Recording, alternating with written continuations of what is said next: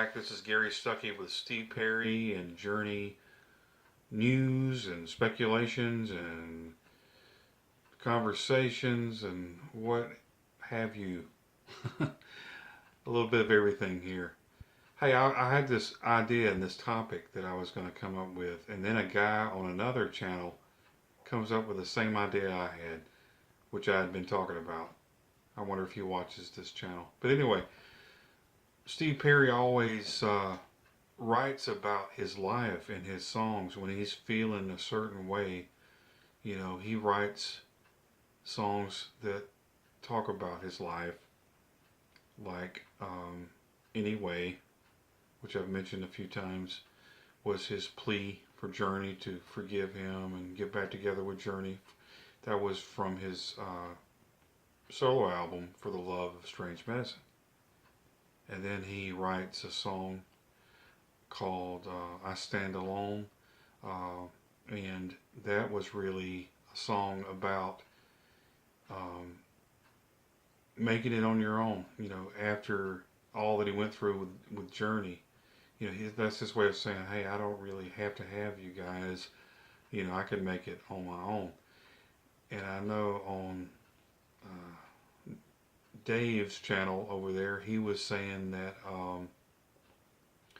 that was Steve's farewell to fans, and I totally disagree. That was his way of saying, hey, you can kick me out of the band, but I'm still going to stand on my own. You know, and he was going through some hard times. And it came out right about the same time as Steve Algary, his appearance with Journey. It's like I said, it's his way of saying, hey, I'm okay. I'm going to make it on my own. Definitely not a farewell to Journey fans and to Steve Perry fans, because he's made, you know, several attempts. He's been recording albums. If that was his farewell, he would have stopped, and you know, he wouldn't even record anymore. He would just stay in a cave somewhere. But that's not his plan. Plus, something I was thinking about was, you know, that Disney movie. That was his last recording that he released, and it was with Disney. And now he's in cahoots with Disney once again. Is that, you know, coincidental? You know, I don't think so. He's got some stuff coming up, an album he's about to release. It's not the farewell. It's not over, people. It's not over. Some people have these negative ideas. They think that it's over because they just want to give up on, you know, Steve and stop believing in that, you know. And you know, it's not like, you know, we're standing by waiting and we're just gonna be desperate and we'll take anything, and we, you know, it's nothing like that. We'll be ready when Steve's ready for a new album. I mean, he has his reasons for waiting. There's a whole bunch of signs pointing to this summer, and a whole bunch of signs, you know, don't stop believing movement is in full effect, and we'll probably be seeing Steve pretty soon, probably at American Idol concerts or at an appearance. You know, another thing I've been thinking about, Steve, you know, he's probably waiting for the right time, because, you know, when you get hurt by somebody, you know, like a band, they say they don't need you anymore. And, you know, you do crack a stone and it has to be repaired. It doesn't just get repaired overnight. And he's probably waiting for these guys to really need him.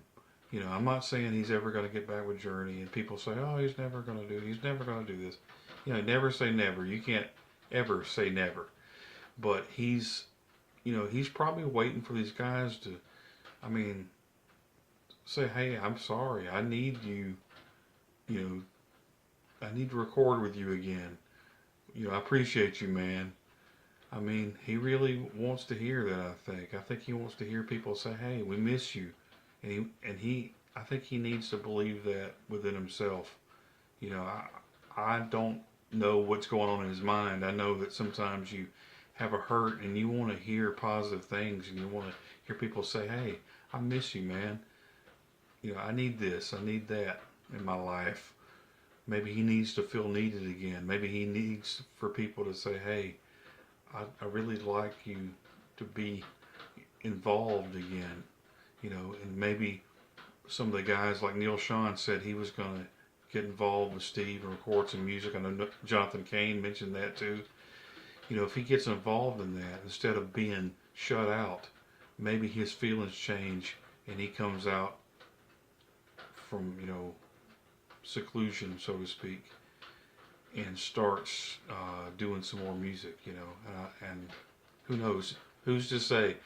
But never say never. Don't say, oh, he's never going to come back to Journey. He's never going to do an album. He's never, people deal with hurts and he's dealt with loss of his girlfriend. He deals with all kinds of things.